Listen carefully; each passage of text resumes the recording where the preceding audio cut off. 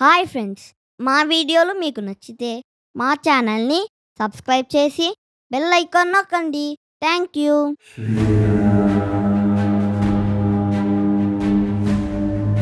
Hi friends, Sundarakanda 4వ భాగం మొదలు పెడదాం. ఇలా హనుమంతుల వారు సముద్రాన్ని దాటి లంకా నగరానికి చేరి లంకిని రాక్షసిని ఓడించి లంకా నగరంలో ప్రవేశించారు. అక్కడ కొందరు రాక్షసులు పుష్పమాలలు ధరించి సుగంధ ద్రవ్యాలు దేహానికి రాసుకుని నానావిధ ఆభరణాలు అలంకరించుకుని అనేక వేషాలు ధరించి కనిపించారు. రావణుడి ఆజ్ఞను అనుసరించి నగర మధ్యలో అంతఃపురాన్ని అప్రమత్తంగా కాపలా కాస్తున్న లక్షల మంది రాక్షసులను హనుమంతుల వారు చూశారు. అక్కడ హనుమంతుల వారు బంగారుమయమైన ముఖద్వారం కలిగిన రావణుడి భవనాన్ని చూశారు. భవనం ఒక పర్వతం మీద నిర్మితమై ఉంది. తామరలతో నిండిన అగడ్తలు కలిగి ప్రాకార వృత్తమైన ఆ భవనాన్ని హనుమంతుల వారు తిలకించారు. ఆ రావణుడి భవనం స్వర్గంలాగా శోభిల్లుతున్నది. ఆ భవనం నుండి సంగీతం, గుర్రాల సకలింపులు, స్త్రీ పురుషులు ధరించే ఆభరణాలు చేసే సవ్వళ్లు వినిపిస్తున్నాయి. రథాలు, వాహనాలు, విమానాలు, మంగళకరమైన అశ్వాలు, తెల్లని నాలుగేసి దంతాలు కలిగిన గంభీరమైన ఏనుగులు ఆ భవనానికి అలంకారంగా కనిపిస్తున్నాయి. మత్తిల్లిన లేళ్లతోనూ పక్షుల బొమ్మలతోనూ ఆ భవన ద్వారాలు అలంకరించబడి ఉన్నాయి. మహాపరాక్రమశాలైన వేలాది మంది రాక్షసులు ఆ భవనానికి కాపలా కాస్తున్నారు. బంగారుమయమైన ఆ రావణుడి అంతఃపురం చుట్టూ బంగారు ప్రాకారం నిర్మించబడి ఉంది. విలువ కట్టలేని ముత్యాలతోనూ మణులతోనూ అలంకరించబడిన ఆ అంతఃపురం మధ్య మేలైన అగరు, చందనం కలిపిన జలంతో తడపబడి ఉంది. అటువంటి రావణుడి భవనంలోకి హనుమంతుల వారు రహస్యంగా ప్రవేశించారు. స్వర్గంలాగా ప్రకాశిస్తూ పావనమైన ఆ సాయంకాలం సమయంలో చంద్రుడు ఉదయించి ప్రకాశిస్తూ ఉండడంతో చీకటి నశించింది. రాక్షసులు మాంసాహార భక్షానికి ఉపక్రమించారు. వారు తమ మనసులోని కోపాన్ని విడిచి వారి కుటుంబాలతో సంతోషంగా గడపసాగారు. ఆ సమయంలో చెవులకు ఇంపుగా వీణవాదం వినిపిస్తున్నది.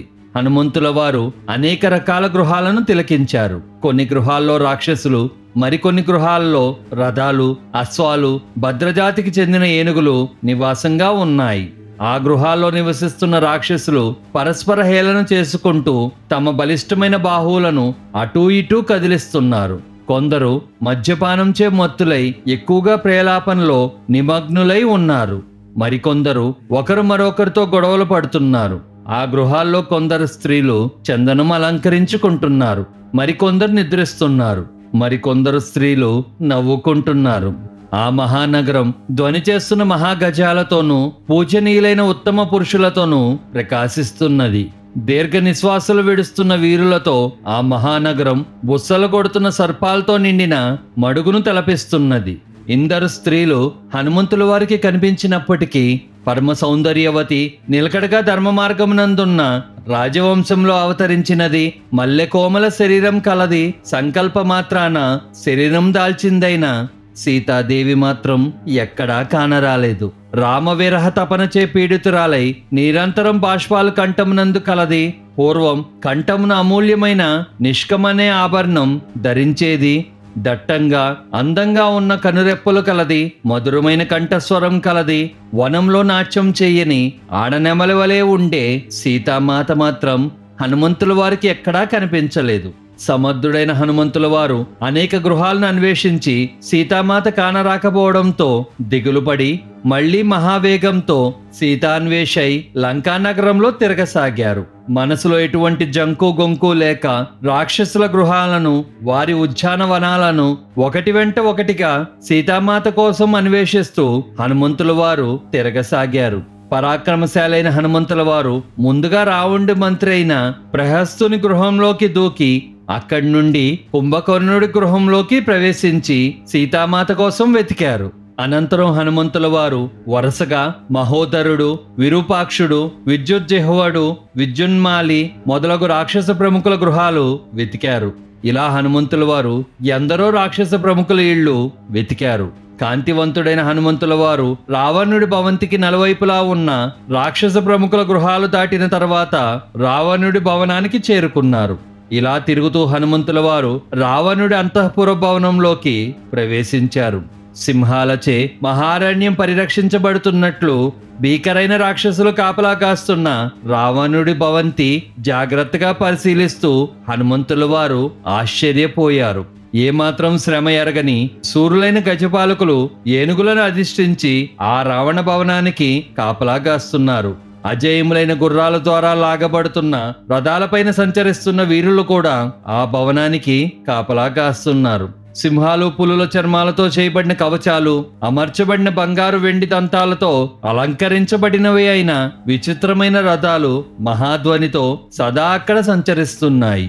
అనేక రత్నాలచే అలంకరించబడిన అమూల్యమైన ఆసనాలు, పాత్రలు ఆ రావణుడి భవనంలో కోకల్లులుగా ఉన్నాయి. చూడముచ్చట గొలిపే అద్వితీయ లక్షణములు ఉన్న అనేక విధములైన మృగాలు, పక్షులు వేల సంఖ్యలో ఆ రావణ భవనంలో కనిపించాయి. శంకుధ్వనులతో, మృదంగ ధ్వనులతో ఆ భవనం ప్రతిధ్వనిస్తున్నది. ఆ భవనమునందు నిత్య గంధ పుష్పాలచే నిత్యార్చన జరుగుతూనే ఉండటమే కాక పౌర్ణమి, అమావాస్య మొదలగు పర్వదినాల్లో హోమాలు నిర్వహిస్తున్నారు. ఆ భవనాన్ని నిత్యం రాక్షసులు పూజిస్తున్నారు. ఆ రావణుడి మహాసౌధంలో ఎన్నో వాయువేగంతో ప్రయాణించగలిగిన గుర్రాలు ఉన్నాయి. అదేవిధంగా చక్కగా శిక్షణ ఇచ్చిన ఐరావతానికి దీటైన ఏనుగులు ఉన్నాయి. శత్రు ఏనుగులను పీడించగలిగినవి, శత్రు సైన్యాలను సంహరించగలిగినవి, పర్వతాల వంటి ఎన్నో ఏనుగులు ఆ భవనంలో సంచరిస్తున్నాయి. మేఘాల ఉరుములు వంటి భీకరమైన ధ్వనులు చేసే ఈ ఏనుగులను యుద్ధంలో శత్రువులు ఎవరు ఎదురించలేరు. రాక్షసరాజైన రావణుడి భవనంలో బంగారంతో అలంకరించబడి సూర్యుని వలె ప్రకాశిస్తూ 1000 వాహినీలు ఉన్నాయి. వాహినీలు అంటే బెటాలియన్. ఒక్కొక్క వాహినీలో 81 ఏనుగులు, 81 రథాలు, 243 గుర్రాలు, 405 కాలుబంట్లతో కూడుకున్న ఒక సైనిక విభాగం. ఇలాంటి విభాగాలు రావణుడి గృహంలో 1000 ఉన్నాయంటే ఆ గృహం ఎంత పరిమాణంలో ఉందో, ఆ సైన్యం ఎంత పెద్దదో అంచనా వేయటం కష్టం. వాయునందుడైన హనుమంతుల వారు ఆ గృహంలో అనేక ఆకృతులు కలిగిన పల్లకీలు, విచిత్ర లతాగృహాలను, చిత్రశాలలను, క్రీడాగృహాలను, పగటి సమయంలో సుఖంగా గడపడానికి అనువైన సుందరమైన గృహాలను చూశారు. మందార పర్వతంలాగా సాక్షాత్ శివుని ఆవాసం వలె వెలిగిపోతున్న రావణ గృహంలో పెంపుడు నెమళ్లు విశ్రమించే స్థానాలతో, ధ్వజాలకు కట్టిన వేత్రదండాలతో శోభిల్లుతున్నది. ఆ భవనంలో సర్వత్రా రత్నాలతో నిండి ఉన్న నిధులు ఉన్నాయి. ధీరులైన రాక్షసులు ఆ భవన కార్యనిర్వహణ ఎంతో శ్రద్ధగా నిర్వర్తిస్తున్నారు. ఆ రావణ భవనంలో తేనెతో తయారు చేసిన మద్యం సేవిస్తున్నారు. మనోహర విశాలమైన ఆ భవనం కుబేర భవనం వలె అల్లారుతున్నది. ఆ రావణుడి భవనంలో ఎన్నో భవనాల సముదాయంతో ఆవృత్తమై ఉన్నది. చక్కగా అమర్చబడిన గదులు, వాకిళ్లు గల ఆ మహాసౌధంలోకి హనుమంతుల వారు ప్రవేశించారు. ఆ రావణుడి భవన సముదాయం సమస్త హంగులతో అత్యంత శ్రద్ధగా నిర్మించబడి ఉంది. ఆ భవన సముదాయంలో అన్నిటినీ మించి స్వర్ణమయం, మేఘపంక్తి వలె ఉన్న ఒక భవనాన్ని హనుమంతుల వారు చూశారు. ఆ భవనం సౌందర్యంలో సాటిలేనిదిగా, అన్ని రీతుల్లోనూ రావణుడి రాజటీవికి దీటైనదిగా కనిపిస్తున్నది. ఆ భవనంలో హనుమంతుల వారు సుప్రసిద్ధమైన పుష్పక విమానాన్ని చూశారు. ఆ విమానం భూమి మీదకి దిగి వచ్చిన స్వర్గంలాగా కనిపిస్తున్నది. ఆ విమానం అనేక రత్నాలతో అలంకరించబడి కాంతులు విరజిమ్ముతున్నది. విరబూసిన అనేక రకములైన పుష్పాలు ఆ విమానం మీద వెదజల్లడం వలన ఆ విమానం పుష్పాల పర్వతంలాగా కనిపిస్తున్నది. ఆ విమానం గాల్లో తేలియాడుతున్నది. ఆ విమానంలో కోమలమైన రెక్కలు కలిగిన ఎన్నో రకాల పక్షులను చెక్కారు. ఆ పక్షుల రెక్కల మీద పగడపు బంగారు పువ్వులు చెక్కబడి ఉన్నవి. ఆ పుష్పక విమానంలో తామర కొలను, దానిలో లక్ష్మీదేవిని అభిషేకించటానికన్నట్లు ఏనుగులు చిత్రించబడి ఉన్నాయి. ఆ పుష్పక విమానాన్ని రావణుడు తన పరాక్రమంతో సంపాదించుకున్నాడు. సంకల్ప మాత్రాన అది కోరుకున్న ప్రదేశానికి పోగలదు. ప్రభువు మనస్సు నెరిగిన ఆ విమానం వాయువేగంతో సత్వరంగా ప్రయాణిస్తూ ఇతరులు ఆపడానికి వీలులేనిదై ఉన్నది. ఆ పుష్పక విమానం పూర్వం బ్రహ్మదేవుడి కోసం దేవశిల్పి అయిన విశ్వకర్మ స్వర్గంలో నిర్మించాడు. ఆ విమానమంతా రత్నాలతో అలంకరించబడి ఉన్నది. కుబేరుడు కఠోర తపస్సు చేసి బ్రహ్మ నుండి ఆ విమానాన్ని పొందాడు. తన పరాక్రమంతో కుబేరుణ్ణి బంధించిన రావణుడు ఆ పుష్పక విమానాన్ని చేజిక్కించుకున్నారు. ఇలా హనుమంతుల వారు సుందరము శుభప్రదము అయిన పర్వతం వలె ఉన్న రావణ గృహంలోకి తిరిగి ప్రవేశించారు. రాక్షసేంద్రుడైన రావణుడి ఆ భవంతి 1/2 యోజనం వెడల్పు 1 యోజనం పొడుగు గలదై అనేక ప్రాసాదాలతో కూడిందై అల్లారుతున్నది. ఎంత వెతికినా శ్రీరాముల వారి అందే మనసును లగ్నం చేసిన సీతామాత ఎక్కడా కనిపించకపోవడంతో హనుమంతుల వారు ఎంతో దుఃఖించారు. శక్తివంతుడు మహాత్ముడైన హనుమంతుల వారు సునిశ్చిత దృష్టితో దృఢ నిశ్చయంతో ఎంతగా అన్వేషించిన సీతామాత దొరక్కపోవడంతో హనుమంతుల వారు చింతాక్రాంతుడయ్యారు. తిరిగి హనుమంతుల వారు తేరుకుని ఎట్టి పరిస్థితిలో సీతామాతను వెతకాలి అనుకుని ఒక్కొక్క గృహం వెతకసాగారు. ఆ గృహాల్లో విభిన్న రంగుల వస్త్రాలను మాలలను ధరించి నానావిధ అలంకారాలను సింగారించుకుని రత్న కంబళి మీద శయనించిన అనేక ఉత్తమమైన ఆడవారు హనుమంతుల వారికి కంటపడ్డారు. ఆ గృహాల్లో నివసిస్తున్న స్త్రీలలో అధిక మందిని రావణుడు అనేక యుద్ధములు చేసి జయించి తీసుకువచ్చిన వారే. వారందరినీ చూసిన హనుమంతుల వారు దుఃఖిస్తూ ఇలా అనుకున్నారు: సీతామాత నిస్సందేహంగా సద్గుణ సంపన్నురాలైనప్పటికీ లంకాధిపతి అయిన రావణుడు ఆమె పట్ల హీనంగా వ్యవహరించారు. మాతకు ఎంత కష్టం వచ్చింది అని బాధపడి ముందుకు సాగారు. ఇలా సీతామాతను అన్వేషిస్తున్న హనుమంతుల వారు అంతఃపురాన్నంతా పరిశీలించి చూడసాగారు. ఆ అంతఃపురంలో బంగారంతో నిర్మితమైన అగ్నివలే ఉజ్వలమైన అశోక పుష్పాలతో అలంకరించబడిన ఉత్తమమైన ఒక శయ అంటే మంచం హనుమంతుల వారు అక్కడ చూశారు. ఆ మంచం చుట్టూ కొందరు సుందరాంగులు నిలబడి వింజమర వీచుచున్నారు. వివిధములైన సుగంధముల పరిమళాలతో ఆ ప్రదేశమంతా గుబాలిస్తున్నది. ఆ మంచం మీద మెత్తని గొర్రెల చర్మాలు శ్రేష్టమైన మెత్తని పొరుపులు పరచబడి ఉన్నాయి. ఆ మంచం చుట్టూ పరిమిళభరితమైన ఎన్నో పూలమాలలు కట్టబడి ఉన్నాయి. ప్రకాశిస్తున్న ఆ సైన్యం మీద నిద్రిస్తున్న వీరుడు రాక్షసరాజైన రావణాసురుణ్ణి హనుమంతుల వారు చూశారు. అతను నల్లని మేఘం ఛాయ కలిగి ఉన్నాడు. మహాబాహువులు కలిగిన రావణుడు బంగారు జరీ వస్త్రాలు ధరించి ఉన్నాడు. అత్యద్భుతమైన ఆభరణాలు ధరించడంతో ఆకాశంలో సంధ్యా సమయంలో ఎర్రని రంగు దాల్చిన మెరుపు తీగలతో కూడిన మేఘంలాగా ఆ రావణాసురుడు కనిపించాడు. కోరిన రూపం దాల్చగలిగిన ఆ రాక్షసేంద్రుడు సుందర రూపంతో భాసిస్తున్నాడు. అమూల్యమైన ఆభరణాలు ధరించి శ్రేష్టమైన పీతాంబరాన్ని ధరించి అతను రాత్రంతా రతిక్రీడలు సలిపిన పిదప విశ్రమిస్తున్నాడు. బుసకొడుతున్న మహాసర్పంలాగా నిశ్వాసలు విడుస్తున్న రావణాసురుడి వద్దకు వెళ్లిన హనుమంతుల వారు ఉద్వేగుడై వెనక్కు వెళ్లారు.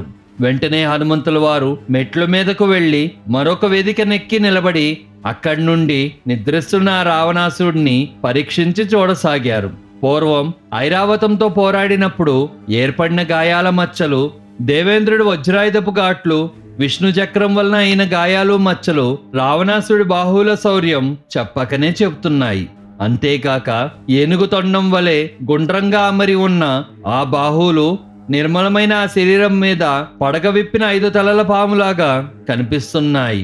రావణాసుడి పాదాల చెంతన నిద్రిస్తున్న ఇష్టులైన అతని భార్యలను ఆ అంతఃపురంలో హనుమంతుల వారు చూశారు. బంగారం వంటి మేలిచాయి కలది రావణాసురుడికి అమితంగా ఇష్టమైన ప్రియురాలు, అతని అంతఃపురానికి అధినేత్రి అయిన మండోదరి అనే స్త్రీని అక్కడ నిద్రించటం హనుమంతుల వారు గమనించారు. వానర సేనా నాయకుడైన హనుమంతుల వారు చక్కగా అలంకరించుకున్న ఆమెను చూసి ఆమె సౌందర్యం అలాగే విధేయత చూసి ఆమె సీతామాతని భావించి పులకరించారు. సీతామాత కనపడిందనే ఆనంద పరవశంలో వానరులకు సహజాలైన చేష్టలతో తన ఆనందాన్ని హనుమంతుల వారు వ్యక్తం చేశారు. మండోదరిని చూసి సీతామాతగా భ్రమించిన హనుమంతుల వారు వెంటనే తేరుకుని ఆ భ్రమను వీడి సీతామాత విషయంగా పునరాలోచించసాగారు. రాములు వారి ఎడబాసి సీతామాత నిద్రించదు, భుజింపదు, అలంకరించుకోదు, పానసేవనం చేయదు. సాక్షాత్ దేవేంద్రుడైనప్పటికీ పరపురుషుణ్ణి ససేమీరా సమీపించదు. శ్రీరాముల వారికి సాటైన వారు దేవతల్లో కూడా ఎవరూ లేరు కదా. ఇవన్నీ చూస్తే ఏ స్త్రీ సీతామాత అయ్యే అవకాశం లేనే లేదు. ఈ విధంగా దృఢ నిశ్చయం చేసుకున్న హనుమంతుల వారు మళ్లీ పానగృహంలో అన్వేషించడం మొదలుపెట్టారు. రాక్షసరాజైన ఆ రావణుడి గృహమునందు కోరుకున్న సమస్త భోగ్య వస్తువులు విరివిరిగా లభించే పానభూమిని హనుమంతుల వారు చూశారు. ఆ పానభూమిలో హనుమంతుడు విడివిడిగా అమర్చిపెట్టిన లేళ్ల మాంసం, అడవి దున్నల మాంసం, అడవి పందుల మాంసం చూశారు. పెద్ద పెద్ద బంగారు పాత్రలో సగం తిని విడిచిపెట్టిన నెమలి, కోడి, మేక మాంసాలు హనుమంతుల వారికి అక్కడ కనిపించాయి. అక్కడ హనుమంతుల వారు పెరుగు, సౌవార్చలమనే లవదానం కలిపి వండిన పలహారాలు, పక్షుల మాంసాహారం, నెమళ్ల మాంసాహారం చూశారు. ఆ వానరేంద్రుడు మద్యంతో నింపబడి ఉన్న బంగారు పాత్రలు, మణిమాయ పాత్రలను, వెండి పాత్రలను అక్కడ చూశారు. మహా తేజశాలైన హనుమంతుల వారు రావణుడి అంతఃపురమంతా వెతికి చూసినప్పటికీ అతనికి సీతామాత మాత్రం ఎక్కడా కనిపించలేదు. ఇక్కడితో సుందరాకాండ 4వ భాగం పూర్తయింది. మళ్ళీ వచ్చే భాగంతో కలుద్దాం. Bye friends.